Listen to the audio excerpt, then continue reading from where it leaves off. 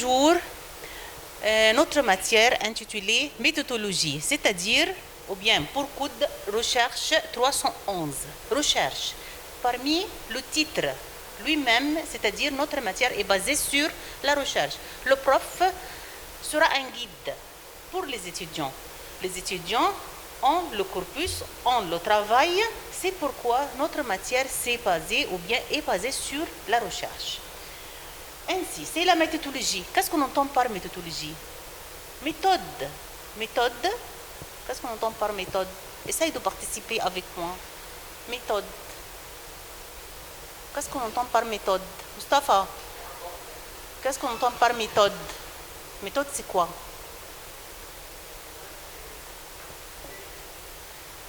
Matériel. Non. Méthode. Quand on suit une méthode pour travailler, méthode technique, c'est une technique, c'est une théorie à suivre pour arriver à une recherche, pour arriver à un résultat. Enfin, c'est la méthode. Notre matière est basée sur deux axes. Méthodologie d'enseignement de français langue étrangère, deuxième langue, le français.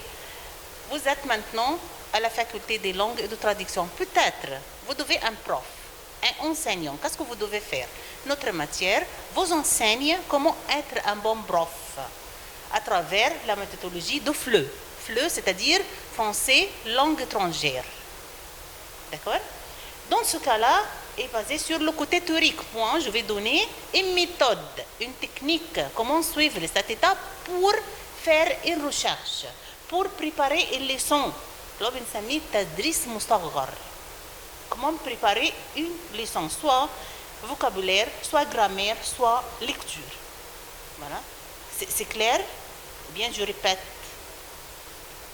Ahmed, tu as compris qu'est-ce qu'on entend par la théorie?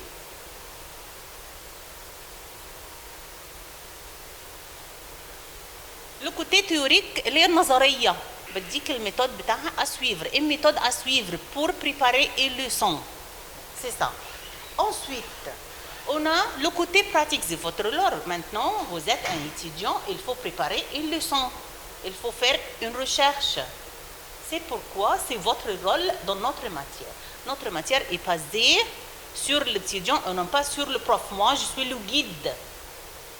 Je suis le surveillant. La surveillant, c'est-à-dire, je surveille votre travail. D'accord? Deuxième axe est basé sur méthodologie comme art de la recherche. Vous devez choisir n'importe quel corpus littéraire, une pièce théâtrale, un roman, un poème. Okay? Et vous devez travailler sur ce travail. Introduction, comment faire les fiches pédagogiques, comment faire extraire les qualités d'un personnage, comment extraire les thèmes. Dans le corpus, on a plusieurs thèmes à étudier, mais d'après le corpus que vous avez choisi. C'est-à-dire notre matière est basée sur deux axes, français, langue étrangère et méthodologie comme art de la recherche. Et dans les deux cas, vous devez préparer un travail, soit une leçon d'enseignement micro, et une recherche de n'importe quel corpus littéraire d'après votre choix. Préparation, voilà, c'est la pratique. Préparation des leçons, stratégie d'enseignement micro, vous devez préparer une leçon. Et ici, recherche en équipe. En équipe, c'est-à-dire 2 à 2, 3 à 3, c'est comme vous voulez, à travers un corpus littéraire. Corpus littéraire, corpus اللي هو ايه؟ العمل الأدبي, on l'appelle, خلاص احنا كبرنا recherche, on l'appelle corpus. Soit un petit roman, soit une pièce théâtrale, tout ça c'est un corpus littéraire. Je pense que c'est clair notre introduction pour la matière. Notre matière intitulée méthodologie. Méthode, c'est-à-dire théorie, technique.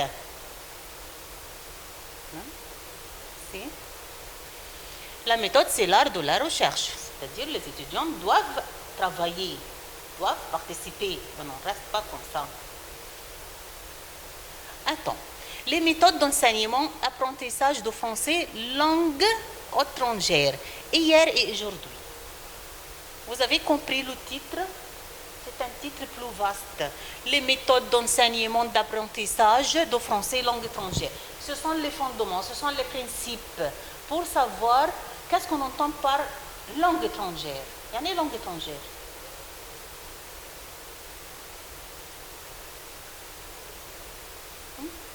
Mustafa, qu'est-ce qu'on entend par langue étrangère? Oui, deuxième langue étrangère. L'anglais pour vous, c'est une deuxième langue étrangère. L'italien, deuxième langue étrangère.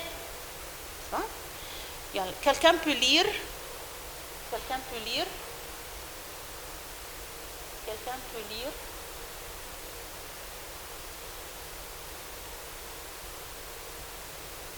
Mustafa, lisez à haute voix. Viens ici. Bien.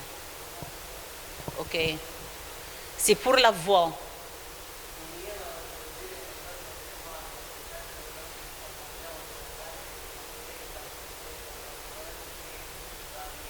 Oui. Succèdent les unes aux autres. Coexistent de façon durable. Je te dis, viens. Ok. Aucun problème.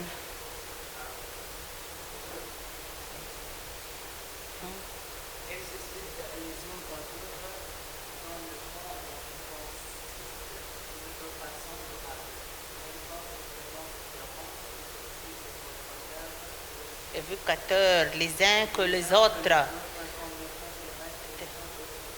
Audiovisuel, c'est comme ça.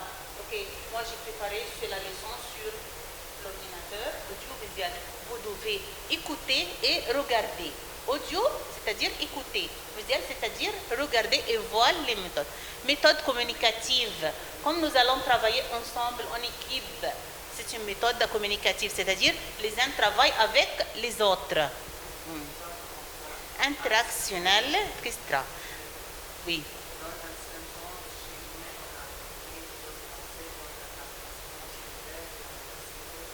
Les méthodes qu'on utilise. Officiel. Qu'est-ce qu'on entend par officiel? C'est-à-dire on a une théorie exacte pour suivre. Sinon, non, tu n'as pas suivre la méthode, tu n'as pas suivi cette méthode. Non, il faut suivre la méthode, soit communicative, soit audiovisuelle, n'importe quelle méthode de travail. On apprenait le français dans les établissements scolaires et à l'université. Les méthodes qu'on utilisait étaient officielles. Pourquoi? Le gouvernement. Comme le livre scolaire, l'histoire secondaire. Est-ce que le prof a le droit de changer? Non, le prof n'a pas le droit de changer. Mais à l'université maintenant, le prof a le droit de changer. D'après l'accord du chef de département et l'assemblée de département.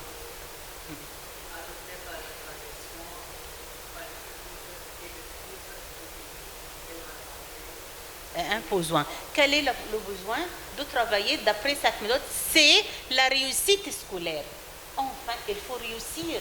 Il faut réussir pour préparer votre leçon. Il faut réussir pour transmettre votre information aux étudiants. C'est un succès. Ce n'est pas facile de transmettre des informations. Continuez. Mais le monde a bien évolué depuis l'apprentissage du français ou d'une langue étrangère.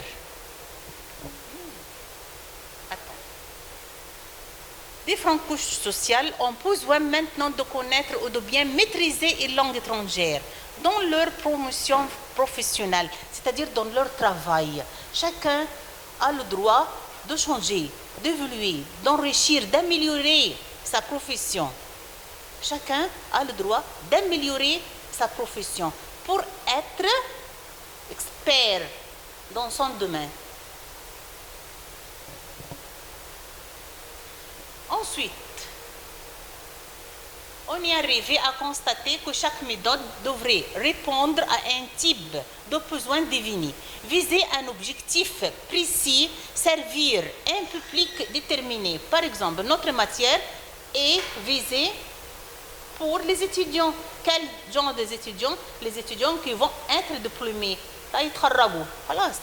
Okay? Le temps est bienvenu où l'enseignant. Qui est l'enseignant? Moi et vous. Qui est l'enseignant? Moi et vous. Vous êtes apprenant. Moi, l'enseignant. Qui donne, qui enseigne. Où l'enseignant n'impose plus sa méthode à ses apprenants.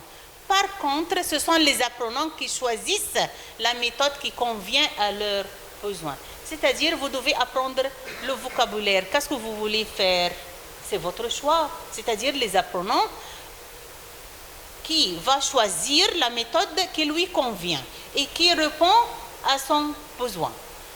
Mais, de toute évidence, on ne saurait choisir une bonne méthode si on ignore les principes sur lesquels elle se construit. Ces principes qu'on doit suivre se résument dans les notions essentielles suivantes. Premièrement, le point de départ d'une méthode. Le point de départ d'une méthode, c'est-à-dire comment commencer notre méthode. Comment commencer notre méthode. Il fut un temps où toute langue était assimilée à un ensemble de mots, ou bien de vocabulaire. L'apprentissage d'une langue était alors considéré comme l'acquisition d'un nombre déterminé de mots et d'expressions. C'est-à-dire, pour avoir le vocabulaire, il faut savoir des mots et des expressions. Ce sont les vocabulaires. Par exemple, dans la traduction, qu'est-ce que vous faites? Vous devez avoir plusieurs vocabulaires. Comment? À travers les mots, à travers les expressions. Puis, on apprenait les règles de grammaire. C'est pour la construction de la phrase. C'est le point de départ d'une méthode. C'est le vocabulaire à travers les mots, à travers les expressions. Et après, on a la construction de la phrase à travers l'enseignement de la grammaire et l'emploi de ces mots. Le mot devenait ainsi le point de départ de toutes les méthodes traditionnelles.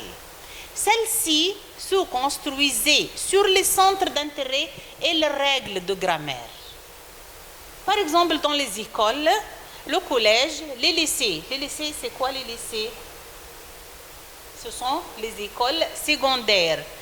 C'est les lycées. Et aussi dans les universités, dans les écoles supérieures. Les méthodes traditionnelles avec le mot sera le point de départ qui domine. Le mot est très important dans l'apprentissage d'une langue. Le mot avec les expressions, avec la construction de la phrase, tout ça, c'est le point de départ d'une méthode. Voilà, avec comme un point de départ le mot. En effet, on avait beau connaître un grand nombre de mots et toutes les règles de grammaire. On n'arrivait toujours pas à faire une phrase correcte. Ahmed, par exemple, connaît plusieurs mots, connaît plusieurs règles, mais en même temps, il n'arrive pas à bien construire une phrase. C'est pourquoi?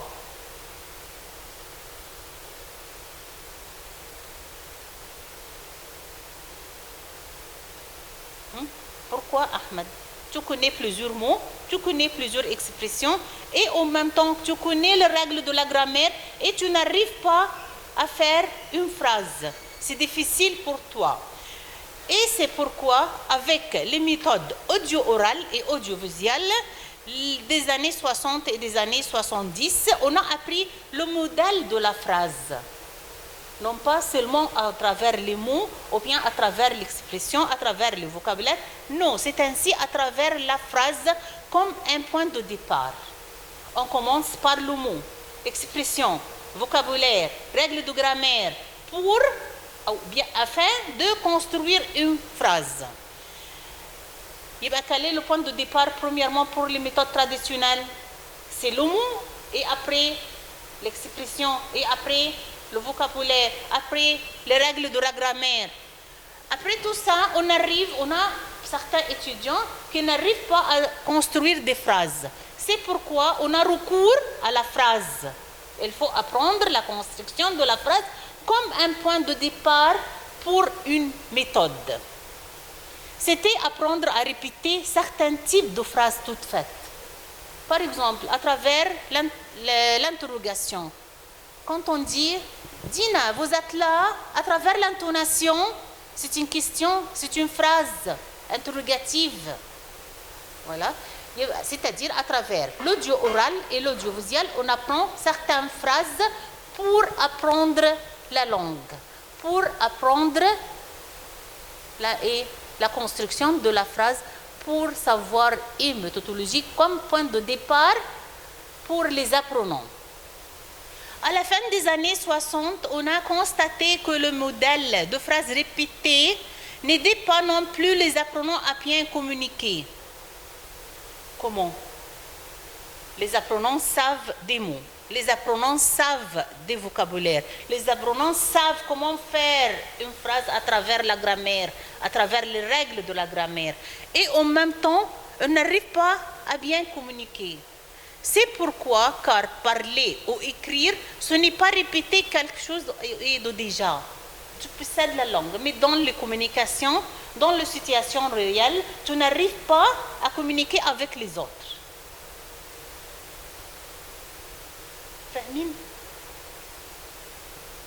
Par exemple, quelqu'un a plusieurs vocabulaires comme Rohan. Tu as un grand bagage de vocabulaire, tu as un grand bagage d'expression, tu sais toutes les règles de la grammaire, tu sais toutes les phrases, mais dans une situation réelle, en face d'un Français, en face d'un touriste, en face de n'importe qui, tu as peur de parler, tu n'arrives pas à communiquer. Mais pourquoi? Parfois tu es timide, c'est à cause de ta personnalité. C'est pourquoi on a recours aux méthodes communicatives. C'est un autre genre de méthode qui permettent aux apprenants de planifier, de clarifier leur méthode et bien leur étude suivant un ensemble d'actes de langage exigés. Car elles se construisent justement chacune sur une liste précise d'actes destinés à un public déterminé. Par exemple, dans le livre de conversation orale, on a des situations, par exemple chez le boulanger, chez la pharmacie ou bien chez un pharmacien, on a un dialogue. Et ce sont des méthodes communicatives pour arriver à bien communiquer avec les autres. C'est-à-dire, le point de départ est basé sur le mot, puis les expressions, puis le vocabulaire, puis les règles de la grammaire et ensuite, c'est la phrase. Il faut apprendre certaines phrases pour bien communiquer. Sinon, on a les méthodes communicatives. C'est clair? Le point de départ d'une méthode, on commence par le savoir des mots. Ensuite, le savoir d'expression. Après, le savoir de certains vocabulaires. Et après, les règles de la grammaire. Quand on n'arrive pas à construire une phrase, il faut suivre quoi? L'enseignement de la phrase. Sinon, l'apprenant n'arrive pas à bien communiquer. On a l'apprentissage d'une méthode communicative. D'accord? Deuxièmement, on a l'espace didactique d'une langue. On a l'espace didactique. Didactique, qu'est-ce qu'on entend par didactique? C'est-à-dire éducatif, pédagogique et talimi. L'espace didactique des langues, ou bien d'une méthode. Chaque méthode repose sur un espace didactique. Comment? C'est-à-dire sur l'environnement de l'apprentissage. Quand on apprend le français dans une classe avec des manuels, des dessins et autres médias, vous devez avoir recours dans votre présentation de leçons à travers quoi? On a des dessins, on a des manuels, on a des autres médias. N'importe où, on a une petite vidéo. Le prof peut apporter des vidéos pour faciliter le sujet à ses apprenants.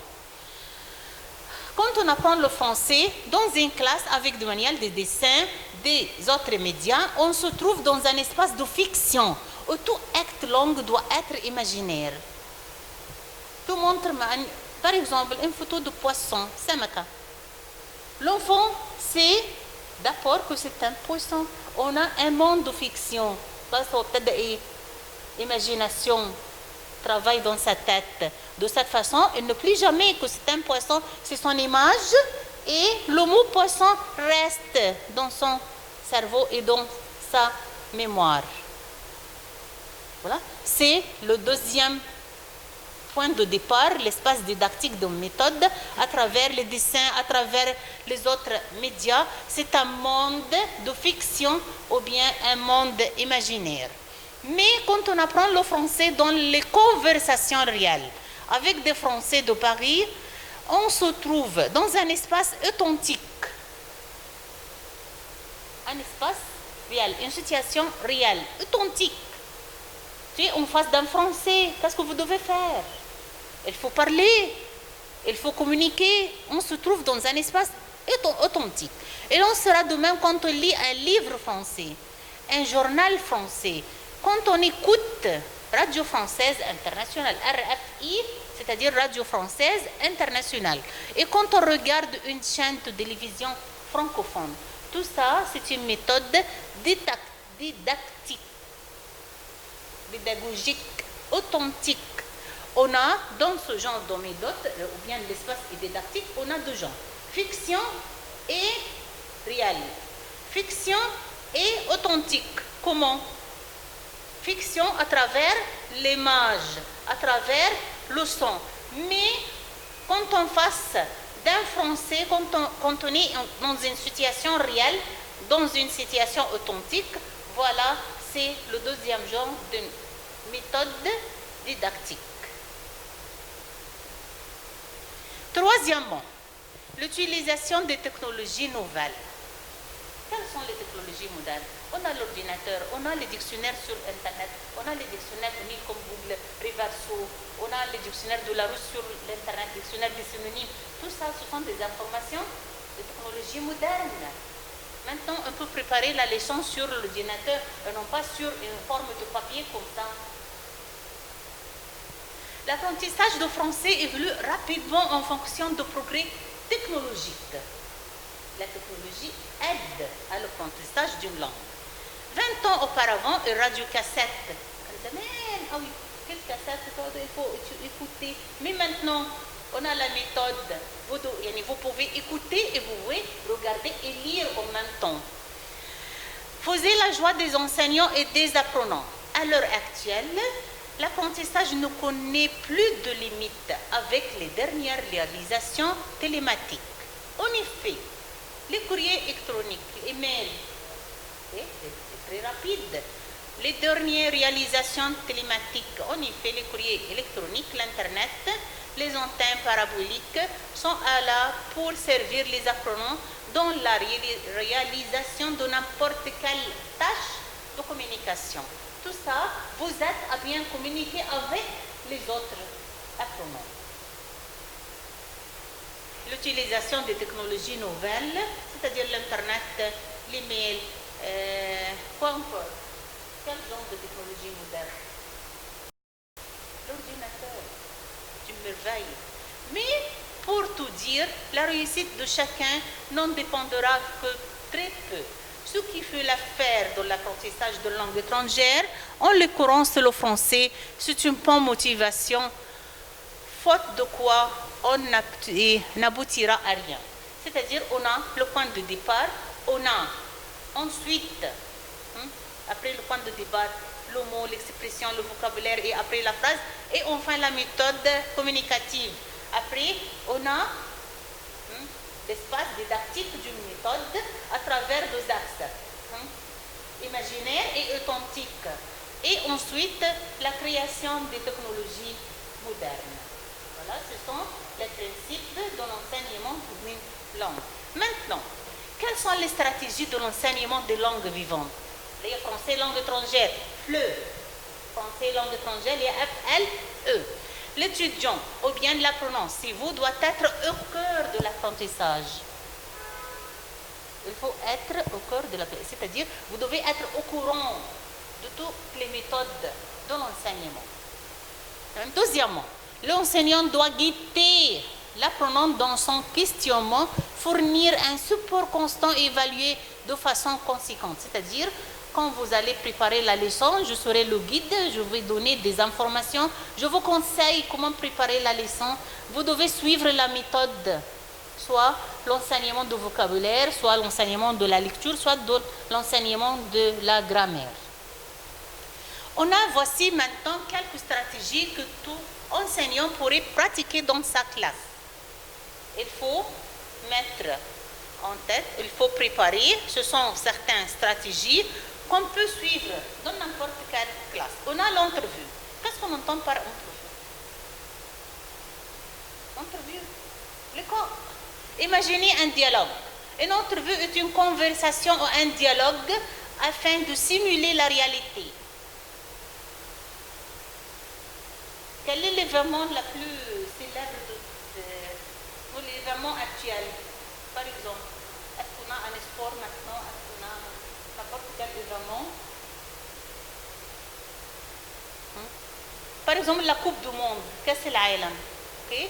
On peut, l'étudiant, apporter ici deux apprenants, deux étudiants, et on fait simuler le dialogue entre un guide, entre un football.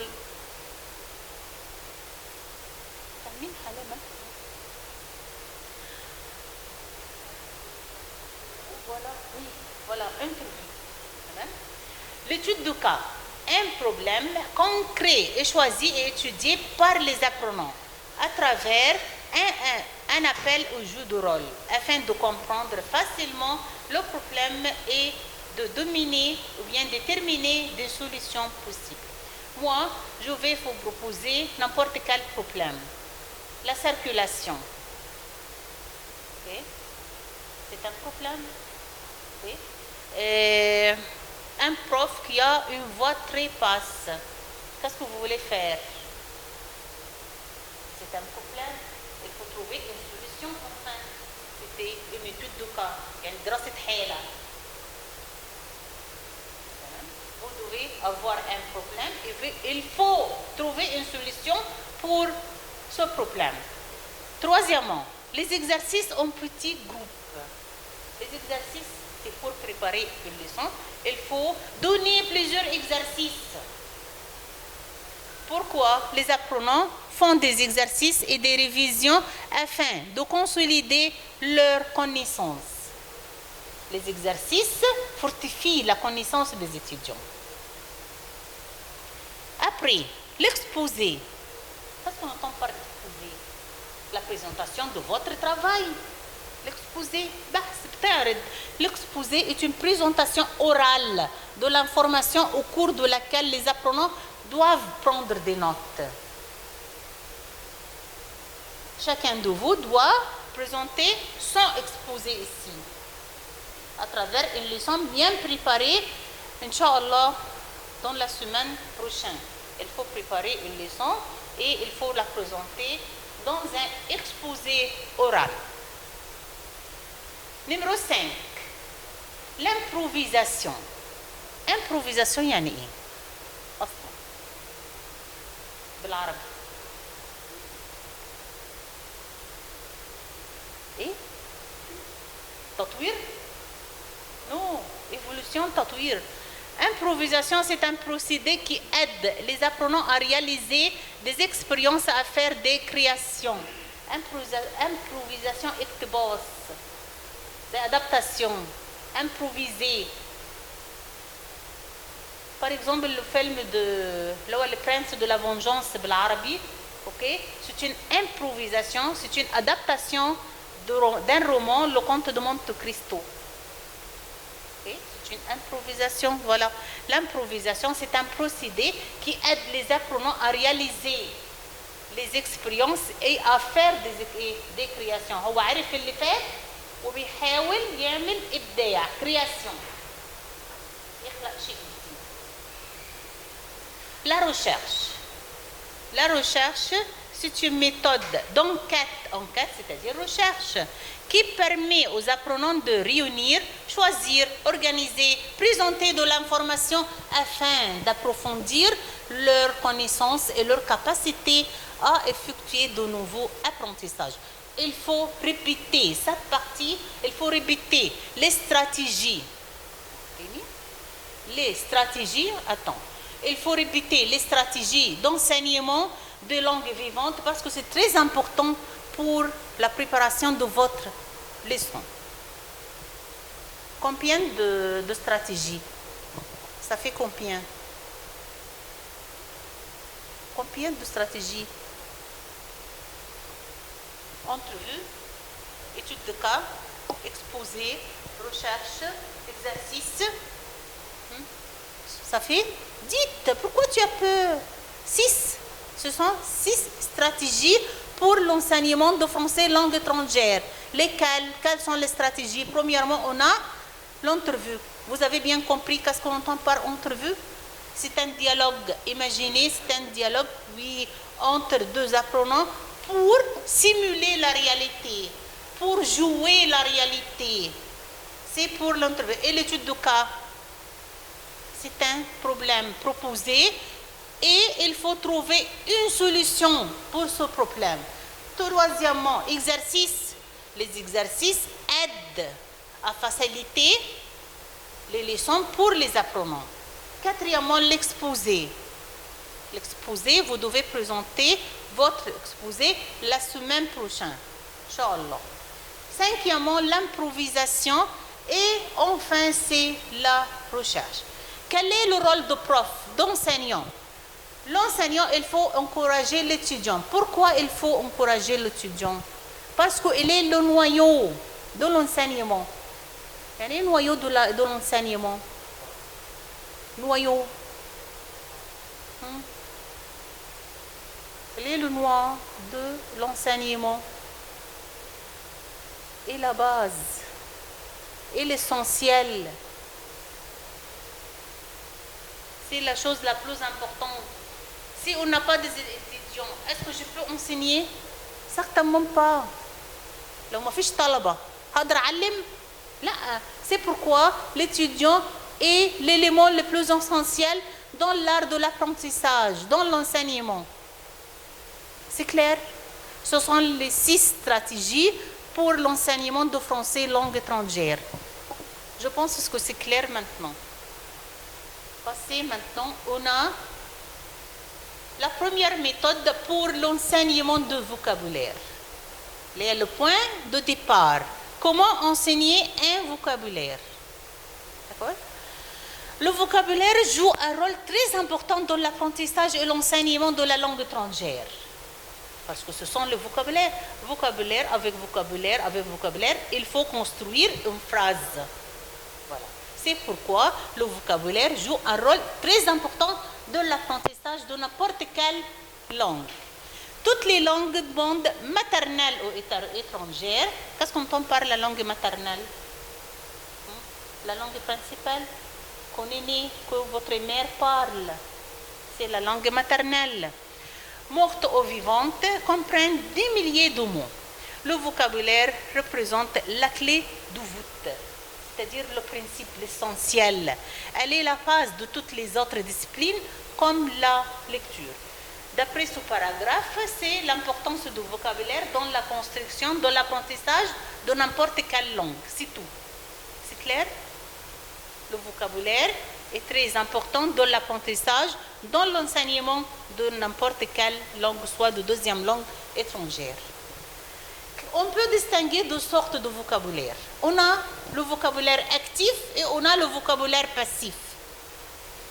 Qu'est-ce qu'on entend par le vocabulaire actif et le vocabulaire passif? هل في كلمات نشيطة وكلمات مجهولة؟ Pour le vocabulaire actif, il comprend les mots souvent utilisés. On a des mots souvent utilisés, surtout dans notre domaine de la recherche. On a la recherche, on a exposé, on a un dictionnaire, on a l'Internet. Ce sont des mots utilisés dans notre programme. Ce sont des mots actifs dans notre programme. Et on a en même temps des mots ou bien des vocabulaires passifs. Il comprend les mots rarement utilisés autrefois.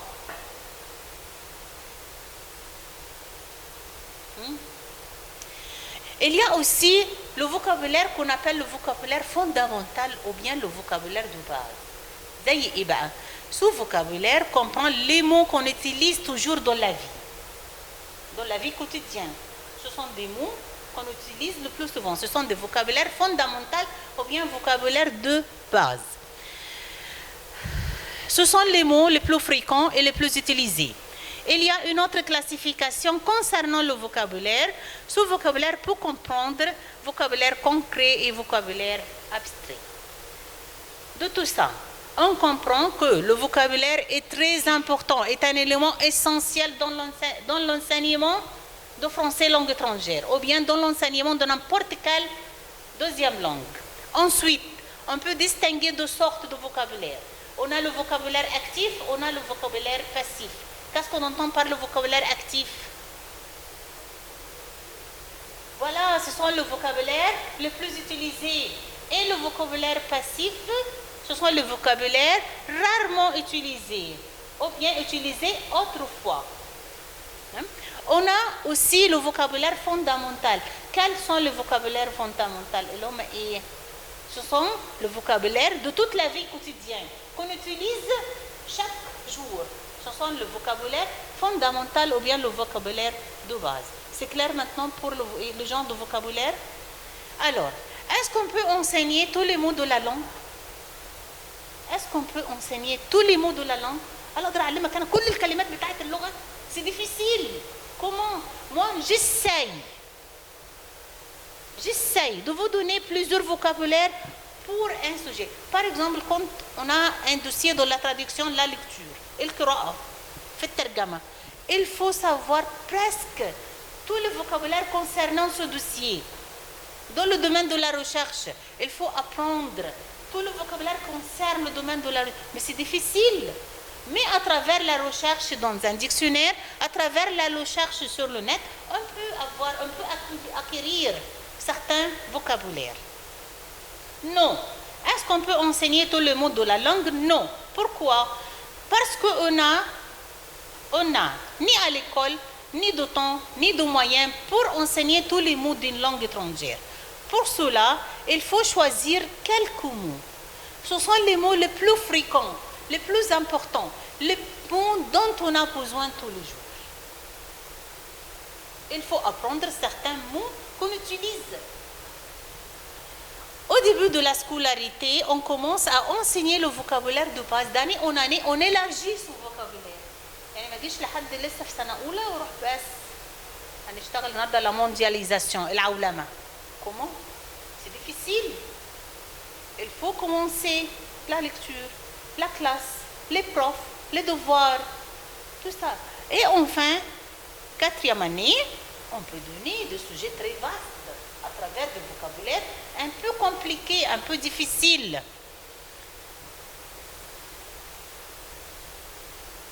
Quelques principes concernant l'enseignement de vocabulaire. C'est à vous.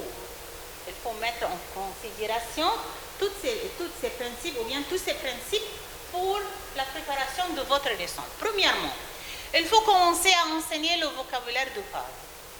Qu'est-ce qu'on entend par le vocabulaire de base? Ce sont le vocabulaire fondamental qu'on utilise dans la vie quotidienne. Ce vocabulaire varie de 1000 à 3000 mots environ. Il y a plusieurs listes élaborées dans le domaine du vocabulaire de base. Ces listes, quelle que soit leur origine, comprennent 85% des mots communs.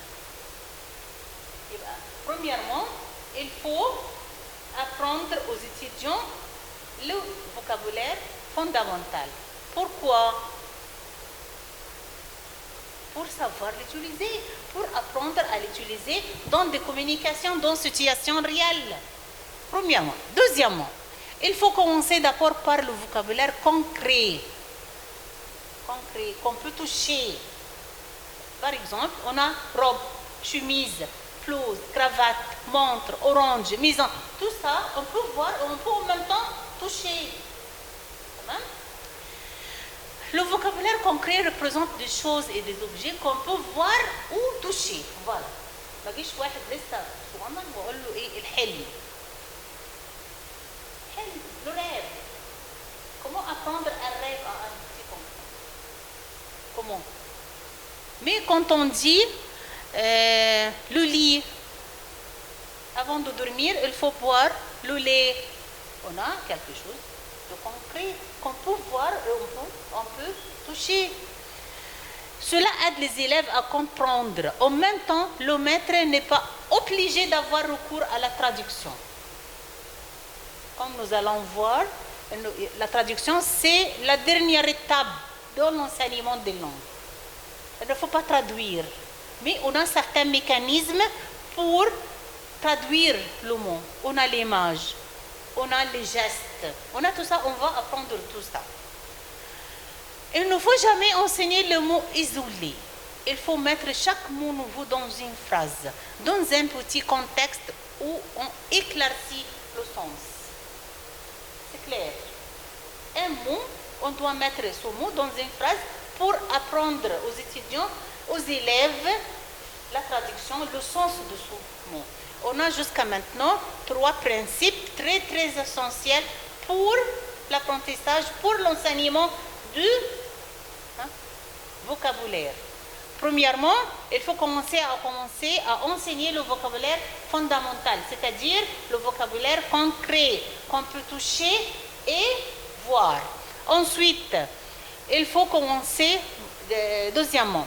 Troisièmement, il faut enseigner chaque mot dans une phrase. Ainsi, il y a plusieurs procédés pour expliquer un mot nouveau. Comment? Numéro 4.1. On montre l'objet qui représente le mot donné. Par exemple, c'est une robe. Voilà, robe. Par exemple, orange. On montre l'objet. Voilà, c'est le premier procédé. Si c'est difficile, la maison, on peut apporter une maison ici. Non, c'est difficile. Si c'est difficile de trouver l'objet, on peut montrer une image. Ou bien un modèle, surtout en couleur. Apporter une image ou bien un modèle en couleur. Pourquoi en couleur? Pour attirer l'attention des élèves. Troisièmement, s'il n'y a plus d'images à montrer, on peut dessiner. Troisième procédé. Premièrement, on montre l'objet. Deuxièmement, une image. Si c'est difficile d'apporter l'image, on a un petit dessin. S'entraîner à dessiner. On peut donner un synonyme connu. Se rendre signifié aller. On peut donner le contraire. Ce sont des exemples pour expliquer un mot. Exemple, riche, pauvre, généreux, avare, intelligent, stupide. Pour les verbes et les actions, on peut avoir recours aux gestes et mimiques. Les gestes. Et c'est pour expliquer un mot. Numéro 5. Si on a recours à tous les procédés, à tous les moyens, et les élèves ne comprennent pas, c'est une catastrophe, à mon avis. Il faut avoir recours en ce cas-là à la traduction. Voilà, c'est la dernière étape de l'explication d'un mot, d'un vocabulaire. C'est clair? J'aime bien répéter cette petite partie de l'enseignement du vocabulaire, s'il vous plaît. Non, non, non, non,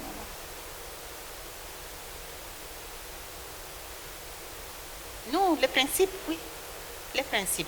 Quelques principes concernant l'enseignement du vocabulaire. Vous avez bien compris quels sont ces principes pour apprendre aux élèves le vocabulaire? Quelqu'un peut expliquer ou bien je répète? Je répète, je pense. Je répète, Ahmed? Je répète ou bien tu... Mohamed, je répète ou bien tu as compris? Ok, je répète. Ce sont quelques principes concernant l'enseignement du vocabulaire. Premièrement, il faut commencer à enseigner le vocabulaire fondamental. Même ce vocabulaire varie. On a plusieurs listes élaborées de vocabulaire pour apprendre aux étudiants. Quelle que soit, elles comptent plusieurs mots. Deuxièmement, il faut commencer d'abord par le vocabulaire de base, par le vocabulaire concret. C'est plus facile de garder dans la mémoire des élèves pour les choses concrètes. Une robe, une chemise, tout ça. Une orange. Voilà. En même temps, le maître n'est pas obligé d'avoir recours à la traduction. Troisièmement, il ne faut jamais enseigner le mot isolé. Il faut les mettre dans une phrase pour faciliter l'explication de mots.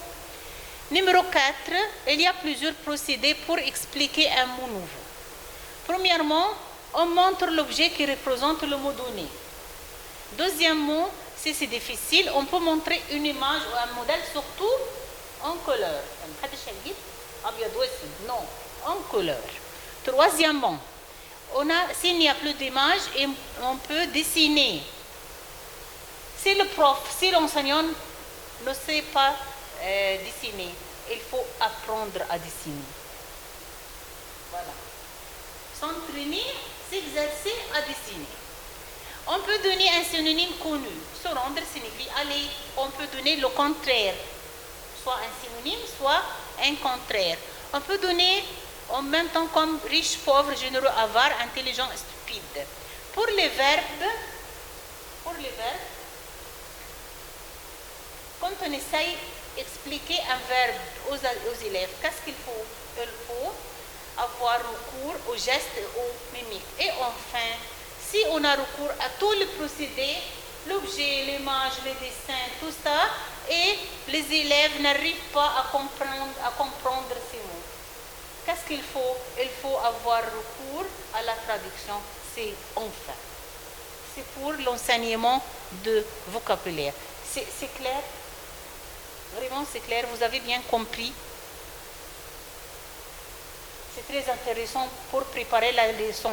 Il faut suivre cette méthode. Quand on enseigne un vocabulaire aux élèves, il faut suivre cette méthode. Premièrement, mettez en tête qu'on a deux genres de vocabulaire. Il faut suivre tous ces procédés. Surtout, ne pas traduire jusqu'à la fin. Maintenant, ou bien si ça suffit, est-ce qu'on ou bien... Aujourd'hui, en bref, notre cours, on a expliqué qu'est-ce qu'on entend par la méthodologie. On a expliqué que notre matière est basée sur deux axes, enseignement de français langue étrangère, FLE, et méthodologie comme art de la recherche, c'est-à-dire il faut chercher un corpus littéraire, soit un roman, soit une pièce théâtrale, soit un poème, et il faut travailler, il faut élargir votre recherche pour présenter votre recherche ici. Pour le français, deuxième langue étrangère, il faut préparer certaines leçons, enseignement ou bien stratégies d'enseignement micro. Dans les deux cas, il faut préparer, il faut chercher, il faut travailler. C'est-à-dire, dans notre matière, le prof sera un guide et l'étudiant sera le noyau de travail. Et on a étudié certaines stratégies d'enseignement de langue vivante. On a l'entrevue, l'étude du cas, l'exercice, l'exposé, la recherche et l'improvisation. On a dit que l'étudiant est le noyau de l'apprentissage. C'est l'élément le plus essentiel dans notre enseignement. Après, on a étudié l'enseignement du vocabulaire. Et pourquoi le vocabulaire? Parce que c'est l'élément le plus essentiel dans l'apprentissage de n'importe quelle langue. Vocabulaire, vocab. D'accord? On a distingué deux genres de vocabulaire, actif et passif. Actif, c'est-à-dire le vocabulaire le plus utilisé. Passif, ce sont le vocabulaire rarement utilisé ou bien utilisé autrefois. Et on a en même temps le vocabulaire fondamental. Ce sont le vocabulaire qu'on utilise dans notre vie quotidienne. Voilà. Et après, on a certains principes. C'est une question. Est-ce qu'on peut enseigner tous les mots de la langue? On dit non. Oui, on a justifié la réponse. Après, on a quelques principes concernant l'enseignement du vocabulaire. On a 4 principes et le plus essentiel de ne pas avoir recours à la traduction jusqu'à la fin. On a plusieurs procédés pour apprendre, pour expliquer un mot aux élèves. Je pense que c'est clair. Inch'Allah, la prochaine fois, nous allons donner la méthode de l'enseignement, soit de la lecture, soit de la grammaire. La prochaine fois, vous devez préparer une leçon concernant l'enseignement du vocabulaire. Le travail sera en équipe. 2 à 2, en équipe, et on va présenter votre travail. Merci pour vous, pour la prochaine fois. Bonjour.